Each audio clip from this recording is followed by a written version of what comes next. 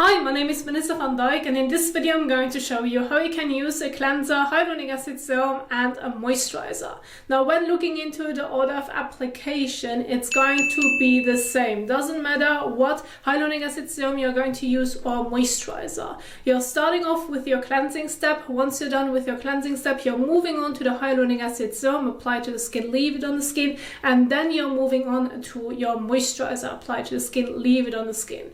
Now I want to keep my main focus on the application and what's important to do in between, so that you're making sure it feels comfortable on the skin and avoid any uncomfortable feeling or maybe issues that can occur with an hyaluronic acid serum. So I want to get started with the first step, which is the cleansing step.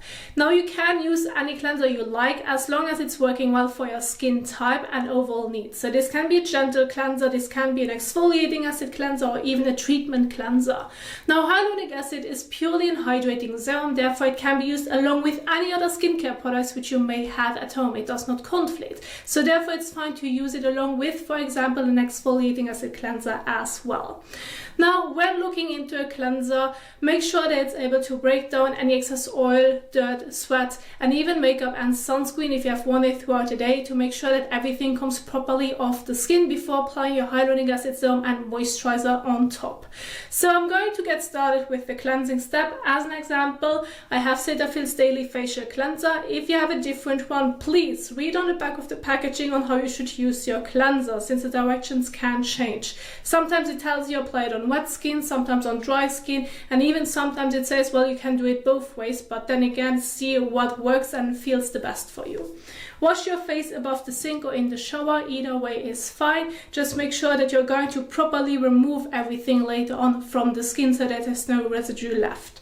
In this example, it is advised to apply the cleanser on wet skin. So I'm going to now wet my face with lukewarm water to warm water so it feels comfortable on the skin. Then I'm using about 1 to 2 pumps, which is more or less about a coin size amount on the palm of my hand. And I'm going to gently massage it on top of the wet skin for about 30 seconds to a minute. And then I'm going to rinse it off again with lukewarm water to warm water. And in between, to make sure that your sunscreen, makeup, and even your cleanser comes properly off the skin, you can use a soft and fresh washcloth in between, and then you're going to pat the skin dry. So let's go ahead and do this.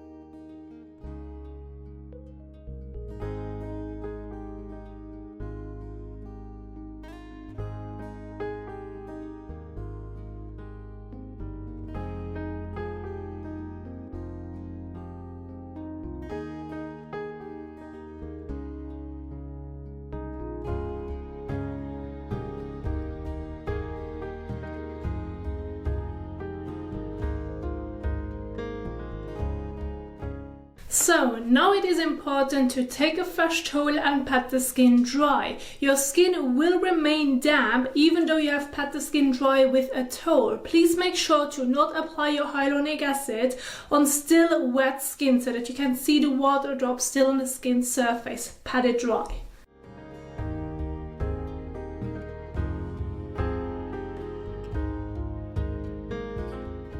So once you're done with your cleansing step and you have pat the skin dry, you can immediately move on to the next step, which is the application of your hyaluronic acid serum. Now please do not apply your hyaluronic acid serum on still wet skin. This can feel quite uncomfortable on the skin, it cannot properly absorb, and it may feel even dry and tight on the skin.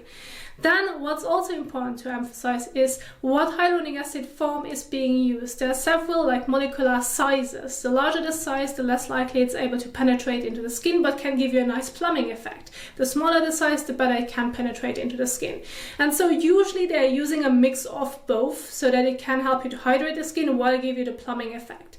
And this is where the amount of product plays a big role of what you're going to use. So generally speaking, use between 2 to 3 3 drops for your face, maybe 1 to 2 drops more for your neck as well. But I wouldn't use more than that, specifically if they're using several sizes of hyaluronic acid, because if they're using a size where it's going to sit more on the skin surface and you're going to apply more product to the skin, more product is going to sit on the skin surface and can cause the pilling, because it's just going to like flake off, like it isn't able to absorb into the skin. It's going to create like a thin like layer on the skin surface.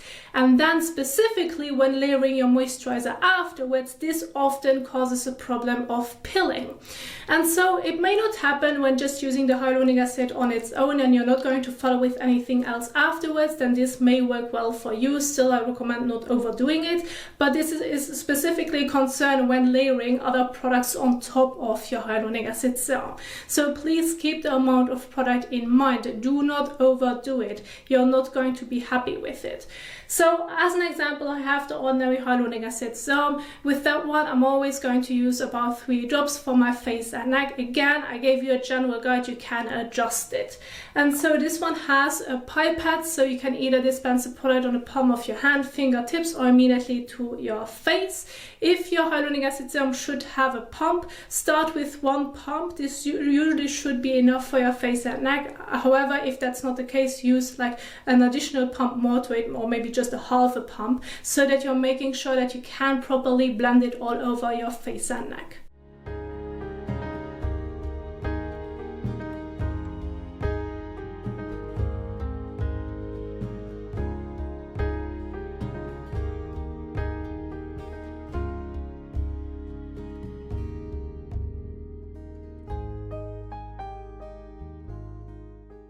Now, once you have applied it to the skin, you're going to leave it on the skin. There's no need to wash it off. Now, depending on the hyaluronic acid serum that you're going to use and how well your skin is going to absorb it, this can be like quite quickly. And if you feel like it has absorbed into the skin, well, then immediately move on to the application of your moisturizer. However, if you feel like your skin still needs a bit of time, well, then give it 30 seconds to a minute, maybe a bit longer, depending on the serum that you're using, so that it can properly absorb into the skin before applying your moisturizer on top. This again can help you to reduce the likelihood of experiencing pilling in between your hyaluronic acid step and your moisturizing step. Now, when moving on to your moisturizer can be a gel, lotion, cream, richer cream, whatever you may have at home, and you can layer it on top of your hyaluronic acid serum.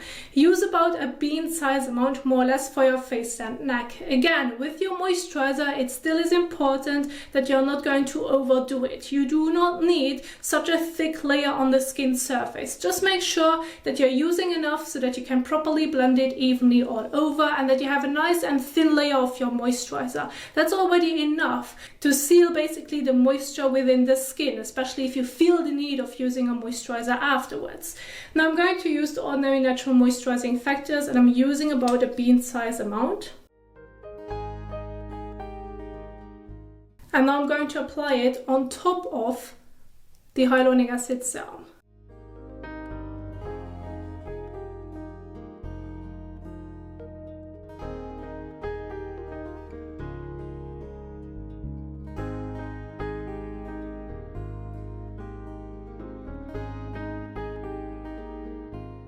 So, and once you're done with the application of your moisturizer, you're going to leave it on the skin. There's no need to wash it off.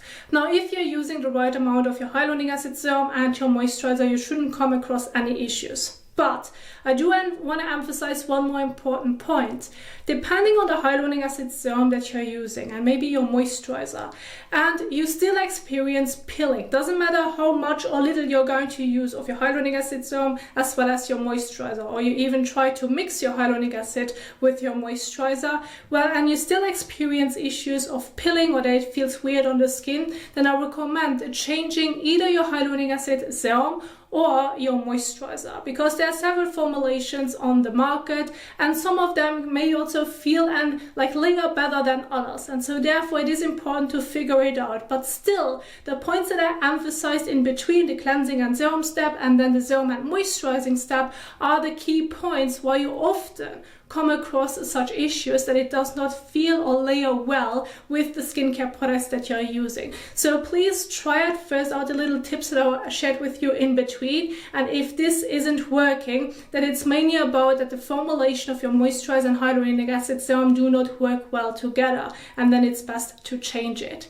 And so this is what I wanted to share with you on how you can use your cleanser, hyaluronic acid serum and moisturizer. If you want to go over the example skincare routines in your own time and you want to know more about the additional information, you will find all the information in the description box down below. You can even download the PowerPoint slides if you find them helpful.